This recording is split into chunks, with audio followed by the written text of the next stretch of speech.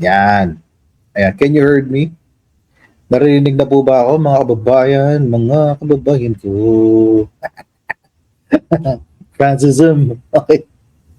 Okay, so once again mga kababayan, good morning, good afternoon, and good evening wherever you are in God's green earth. At maraming pong salamat sa inyo pong patuloy na pagsuporta sa ating channel. Please don't forget to subscribe dito po sa Coach Jared Live YouTube channel. Ayan.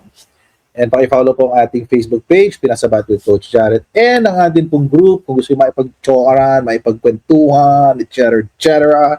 sa ating mga like-minded peoples. Ayan. So, yan nyo na yan. Ay, naglobat na pala yung ano ko. Naglobat na pala.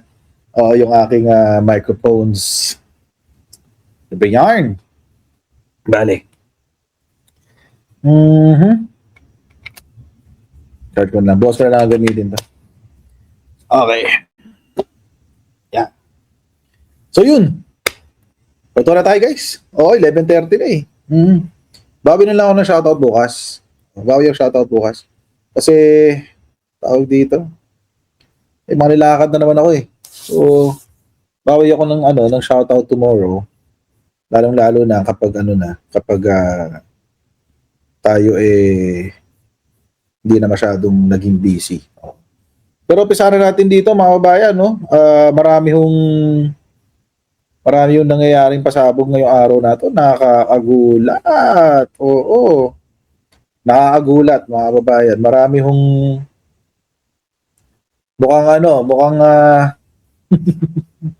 mukhang tawag dito. Mukhang may gustong maglinis ng mga kabalbalan niya. Mukhang may gustong maging bida for today's video. Oo, kasi nabash siya recently, dami niyang, di ba, nabash recently yung ombudsman, nabash yung kapatid niya. So, ngayon, para bumabawi. Oo, para kailangan niyang bumawi, guys. Kung ganito ang sitwasyon, di ba, babawi ka ng ayon sa tama, ganyan-ganyan. Walang problema, bawi lang hanggat kayang bumawi. Anyway, narinig ko ba ako? Malinaw ho ba ang aking audio? Ano bang ginagamit? MacBook Pro. Okay. Sige, sa MacBook pa lang. Try ka sa AirPods. Baka mas malinaw. Malinaw ba? Mas malinaw ba sa AirPods kaysa sa MacBook? Kamusta yung audio sa AirPods? Okay naman? Kasi mas okay? Kaysa doon sa computer? Okay, kasi syempre yung computer dito pa sa harapan ko, di ba? Okay, lumakas. Sige. Ito na lang, sa AirPods na lang tayo. Okay. Mas malakas. Ayan. Goods. Okay, diretso na tayo sa topic natin mga kababayan. Kasi maraming nagaganap ngayon.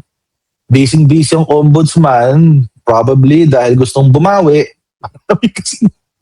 Marami kasing pikon sa kanila recently. Maraming pikon sa ombudsman. So ngayon, gustong bumawi. So mga kababayan, ito, pinasabog kanina ni Mon Tulfo. Okay? Basahin natin yung pasabog ni Mon Tulfo, guys. Wait, ito yung kanyang sinabi. Yun. Oy, ba't wala? Kasi add to stage. Ayan. Ito pala. Yan. Tapos, isi lang natin sandali. Yun. Okay. Ito ang sabi, mga kababayan. Medyo mahaba lang, ha? Basahin natin ng konti. Pero tungkol to kay Bongo tsaka kay Mark Villar.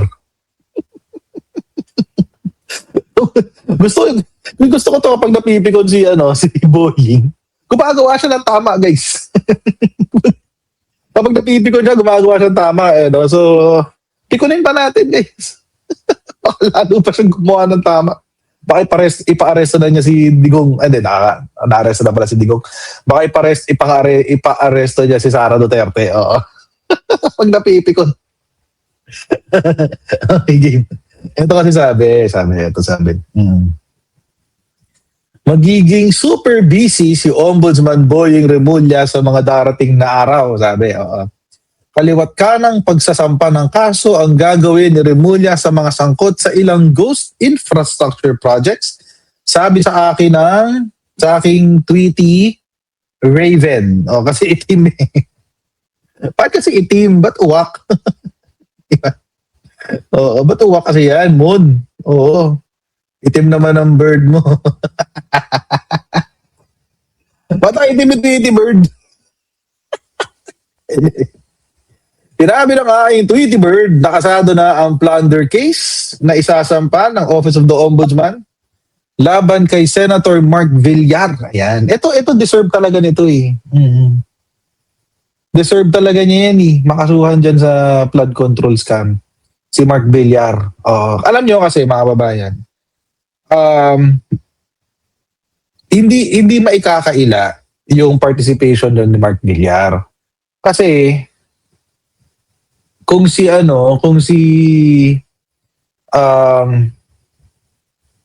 who's this? Si Manuel Bonoan, DPWH Secretary Manuel Bonoan, hindi nakalusot.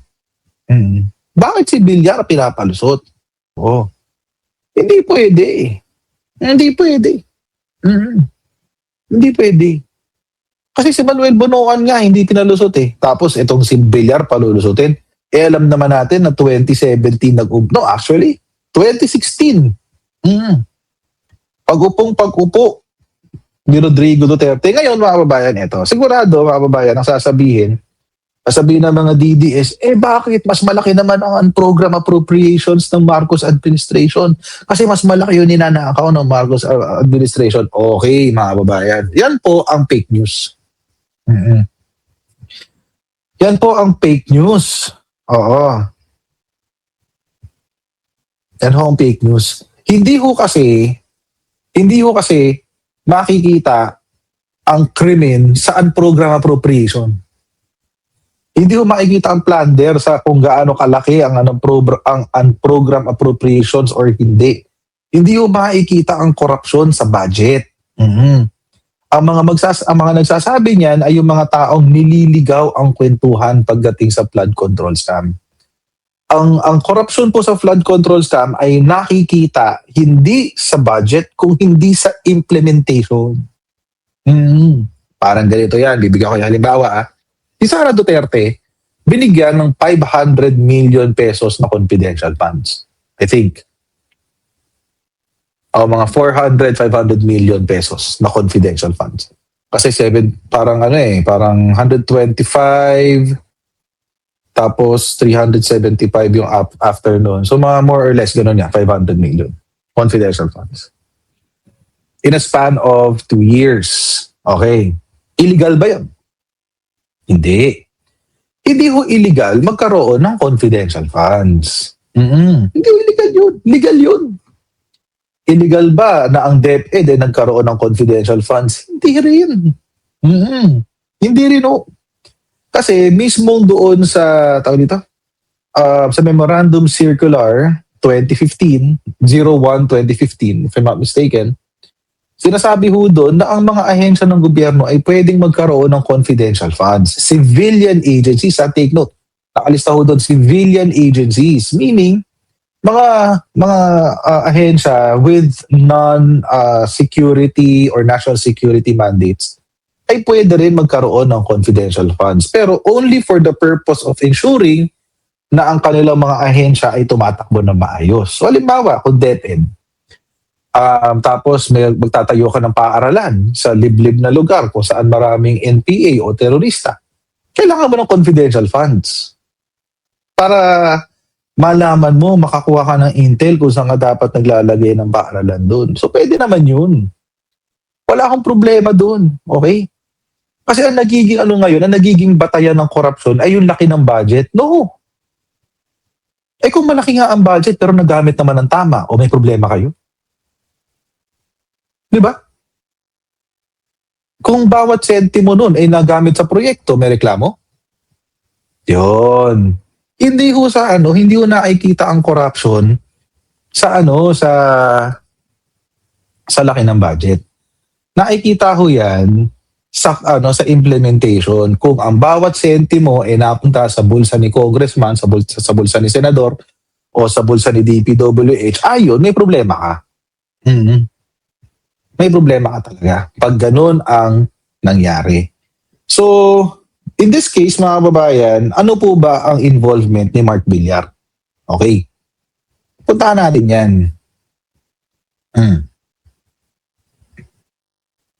October 17, 2025, firm owned by Senator Mark Villar's uncle bagged 390 million pesos in flood control projects. Oo. Flood control, guys. Oo, mga ghost project. Ayan, oh. Yan.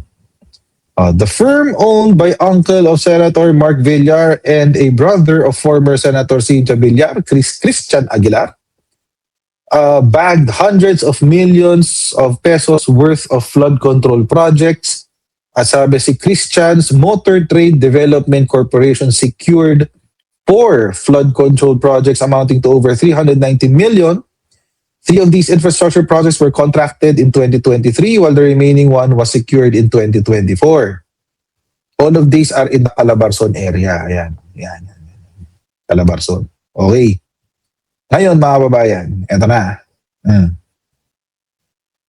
Aguilar Dynasty kasi sila eh. Las Piñas kasi yan pag ganun.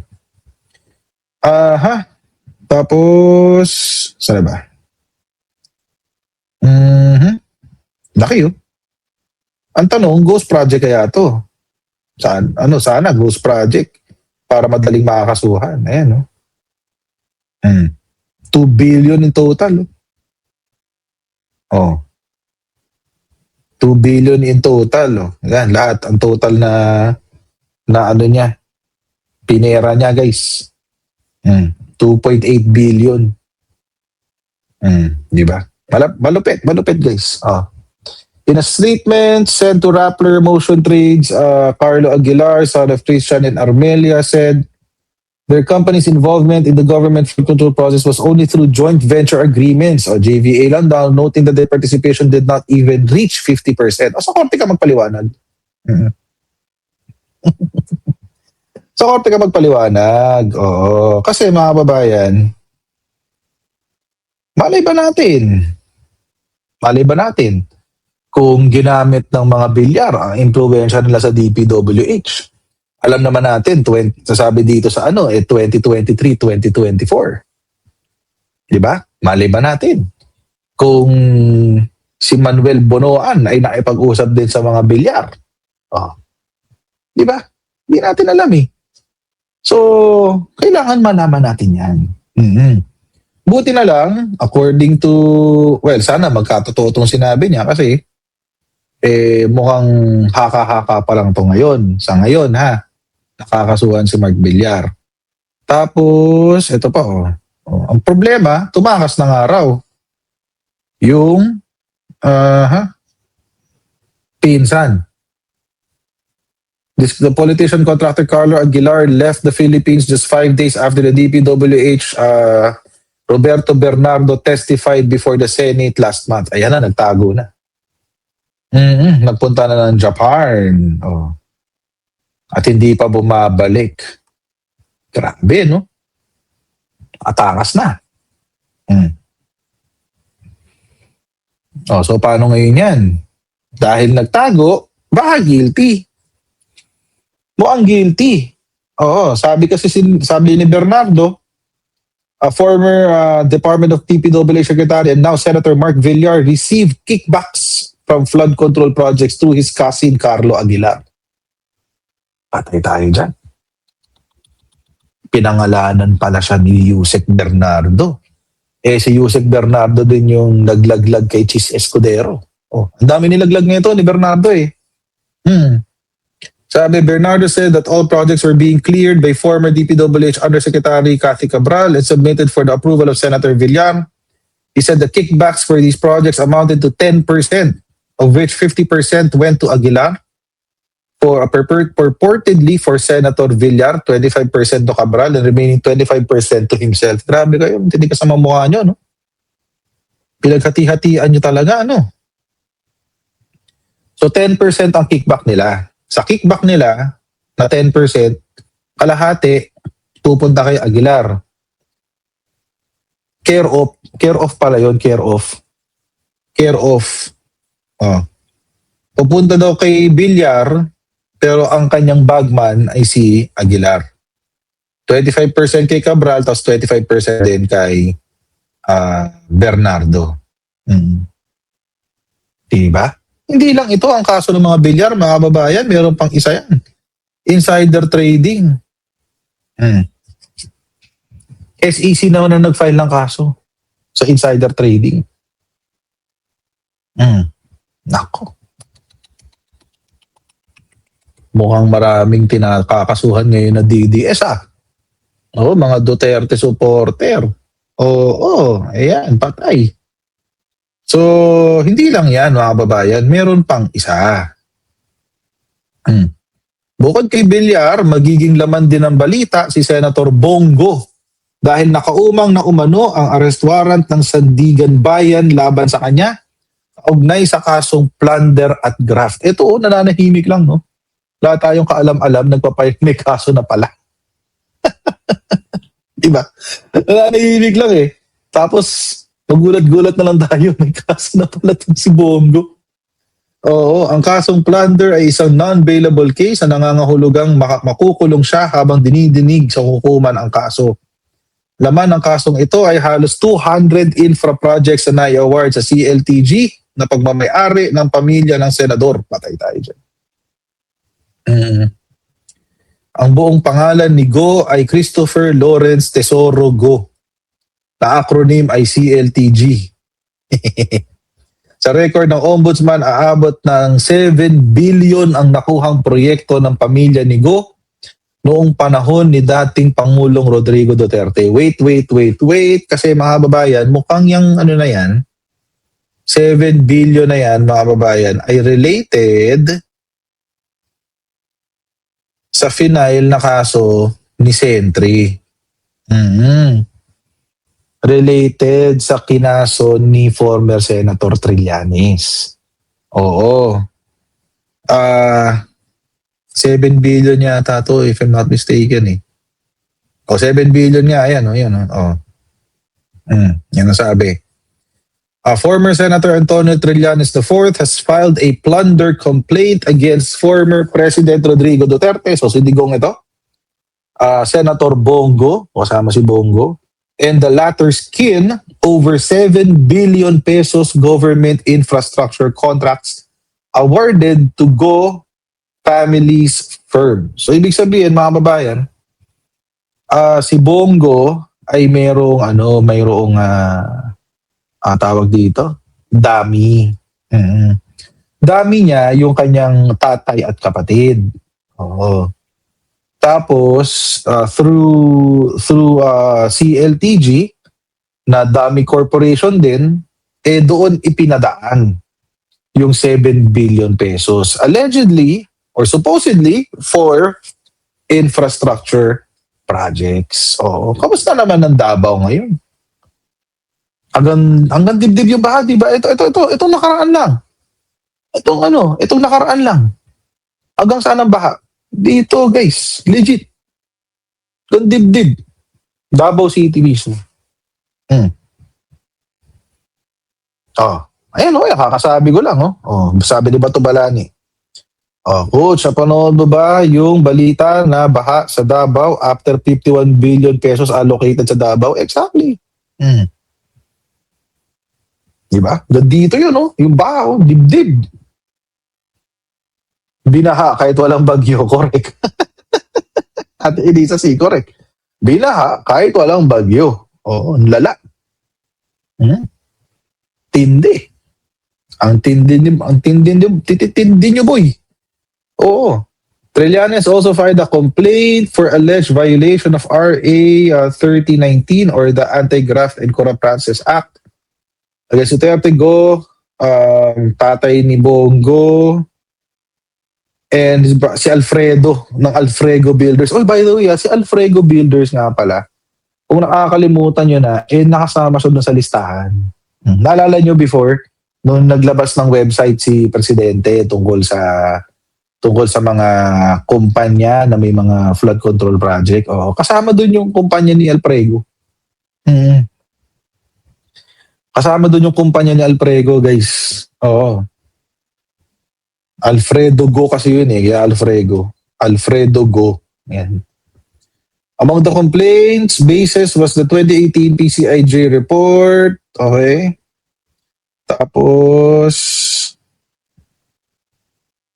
Trillanes also noted that based on the additional records submitted to him, the two firms were awarded government projects from 2007 to 2018 valued at a staggering amount of at least 6.6 billion pesos. Grabe, no? Ang yayaman. Ang yayaman talaga. Tapos, kinasuhan na siya noong July 2024 pero hindi natuloy. Prosecutor General Benedicto Malcontento endorsed the complaints to the Office of the Ombudsman, headed at the time by Samuel Martires, but the latter dismissed the complaints. Oo. Shout out kay Samuel Martires. Shout out kay Martires, guys. Oo. Lala.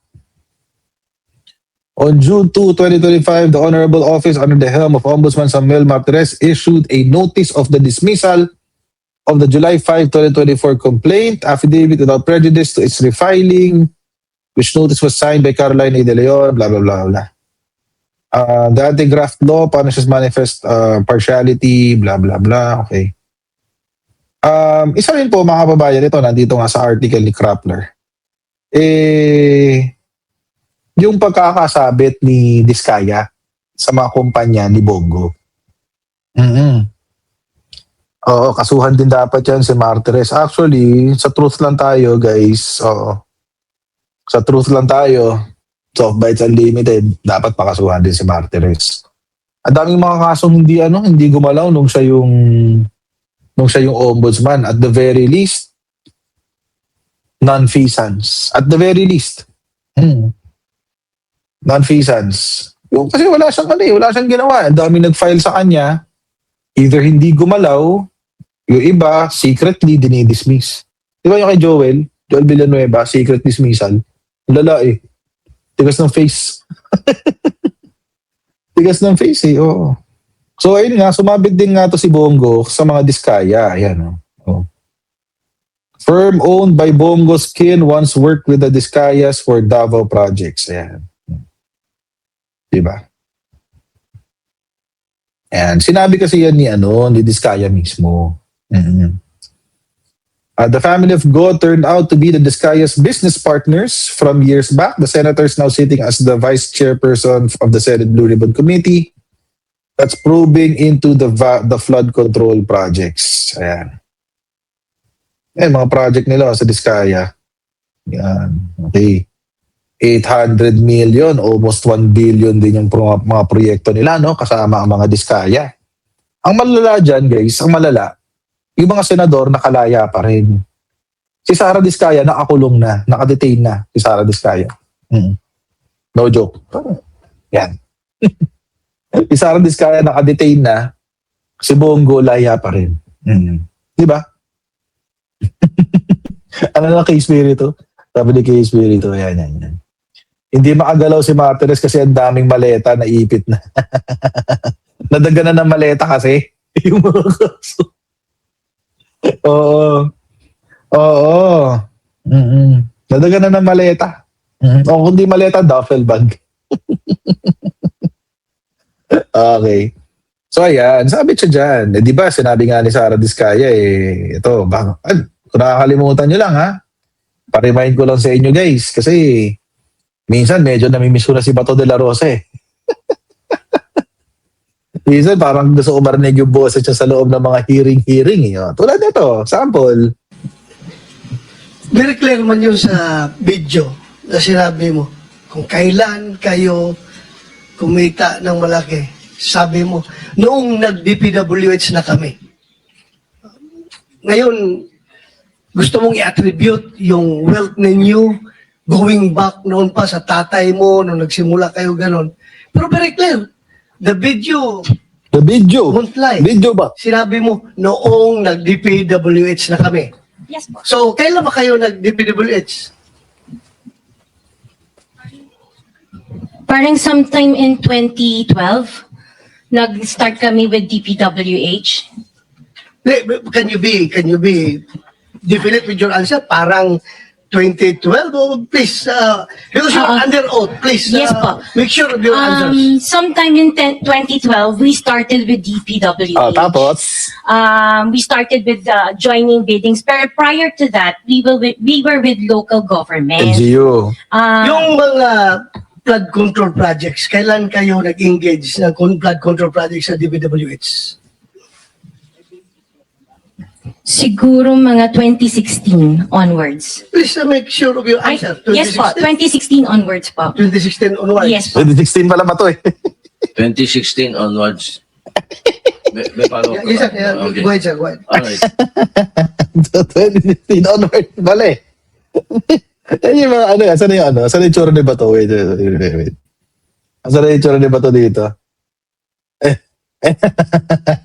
Yun eh. Asan na? Please make sure of your answer. Yes po, 2016 onwards po. 2016 onwards. Yes po.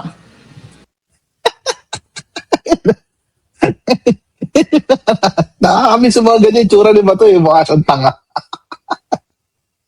Ano? 2016 onwards. Ah. Tapos bigla sumingit si Escalera. 2016 onwards. May follow-up ka Yes, sir. ba? Yeah, Okay. Go ahead, sir. Go ahead. May follow-up ka pa. Yung nakakatawa dun eh. Ito si Escalera brother talaga eh. May follow-up ka pa. Lang yan talaga. Oo, pero sana matuluyan na nga, no?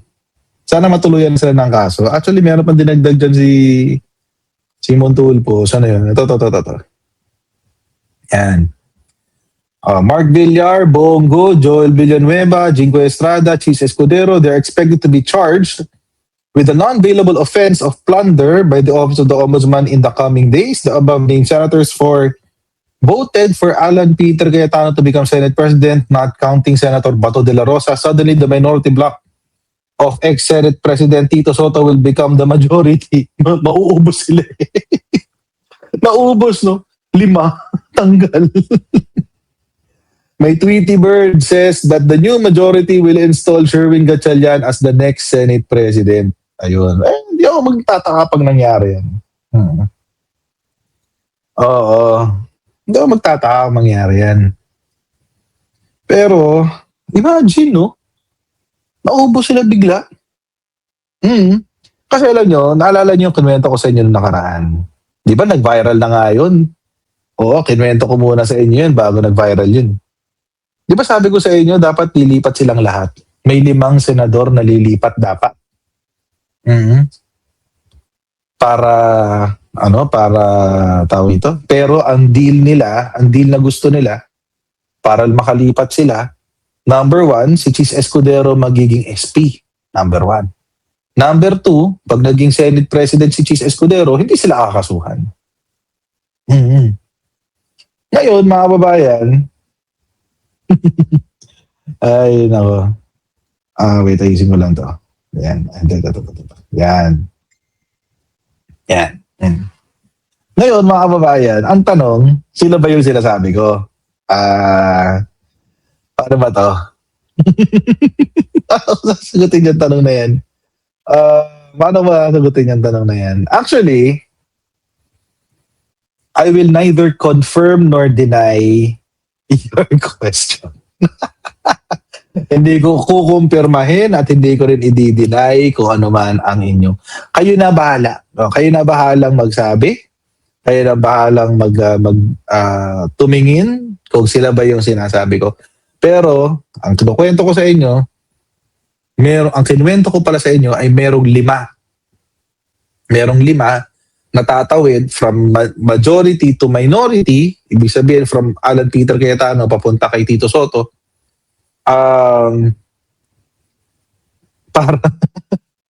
para maging majority ang grupo ni Tito Soto.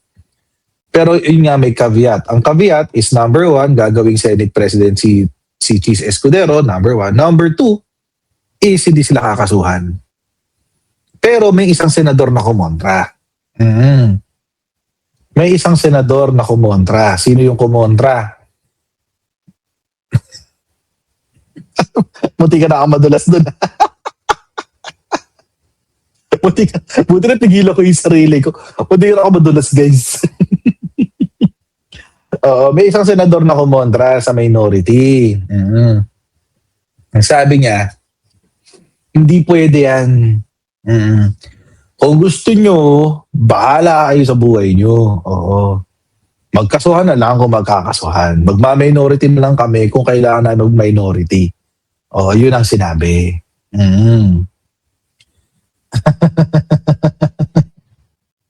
Yun ang sinabi.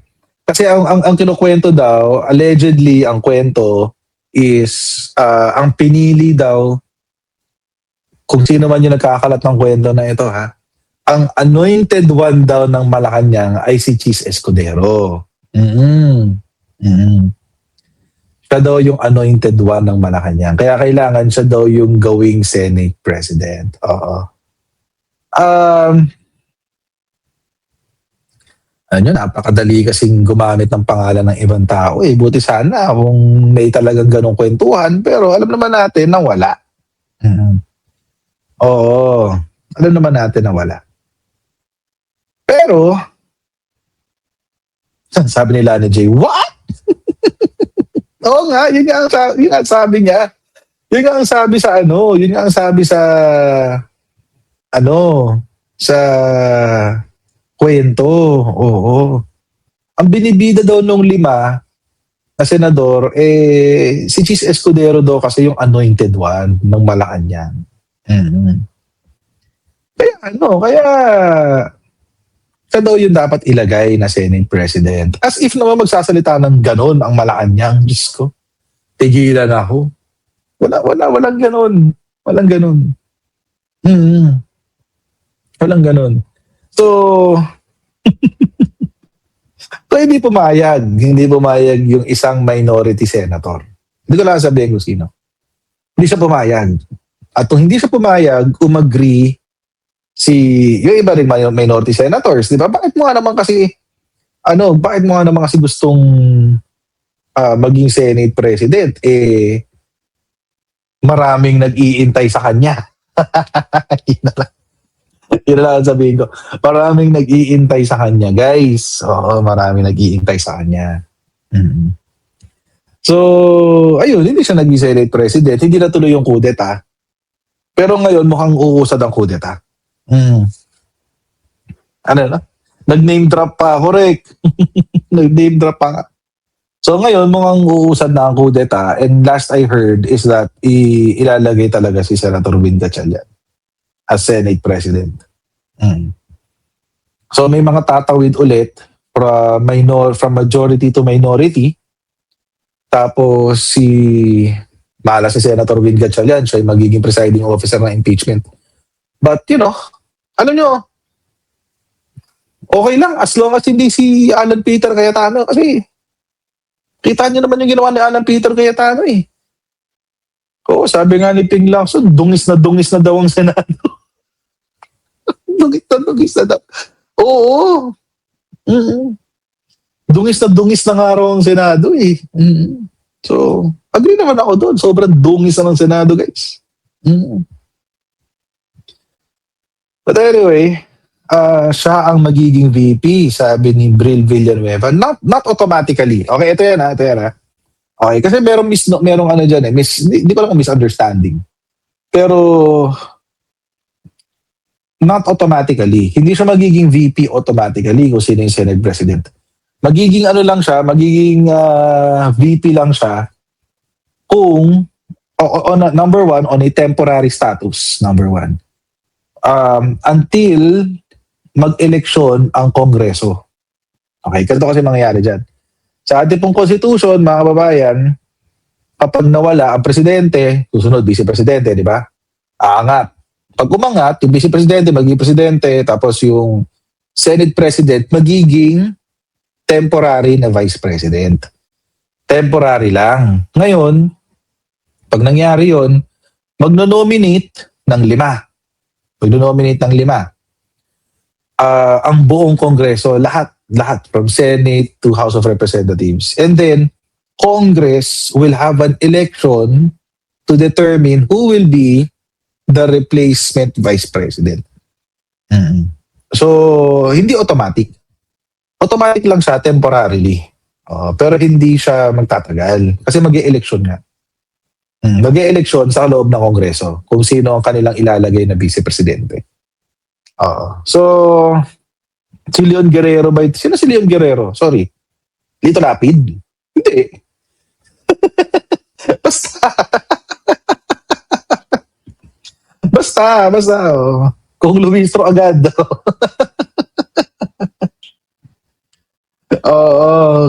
J.K. Luistro for VP.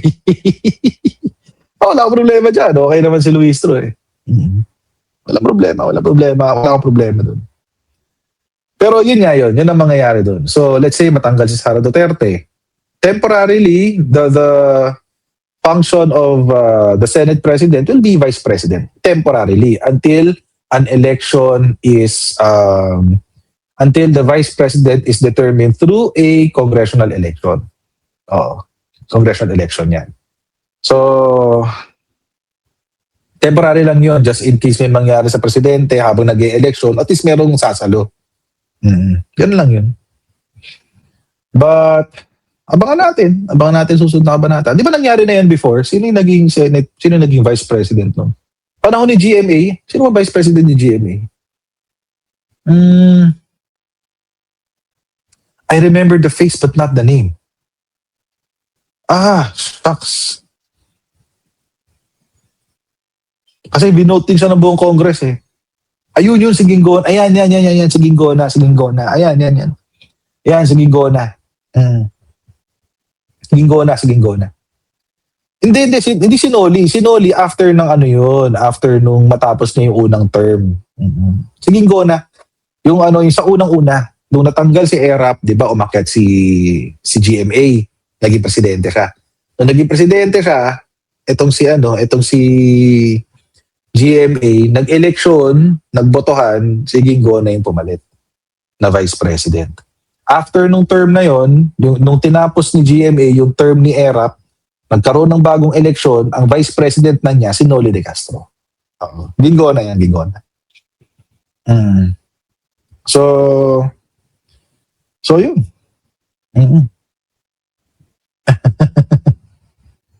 So yun. Anointed ba si Ginggona? Hindi. Si Ginggona ang binoto ng Congress. Si Ginggona ang binoto ng Congress kasi.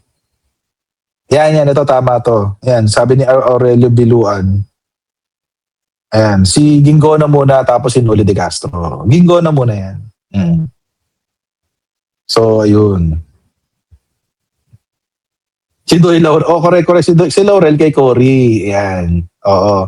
Actually, nag-away pa nga sila dalawa dyan, di ba? Nag-away si Ginggona. Si Laurel tsaka si Cory.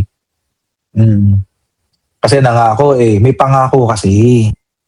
Oo, may pangako kasi na kapag nakuha na yung presidency, magre-resign itong si Cory. Kasi nga housewife lang siya. So magre-resign siya. Pag nag-resign siya, si Laurel na yung aakyat. Hindi nga nag-resign. Syempre, nasa kanya na yung pagka-presidente. Magre-resign ba siya? Hindi siya magre-resign. Ganun yun. Pwede pala maging VP si Martin. Pwede. Kung ilalagay siya doon, kung ilalagay siya sa 5 na pagbobotohan ng Congress at ng Senate, pwede. Pwede yun. So yun. Anyway, hindi pwede. Kahit gusto ko to, kahit gustuhin ko man to, Marites, gusto ko yan si Seng Gibo na lang maging Vice President. Kaso hindi pwede Kasi secretary siya, di siya nanalong senador. Kung nanalo siyang senador, wala problema. Sana nga kahit ano yan, no? Kung hindi man isipin ni Secretary Gibo na presidente or whatever, pasok siya sa party list. Pasok siya sa party list.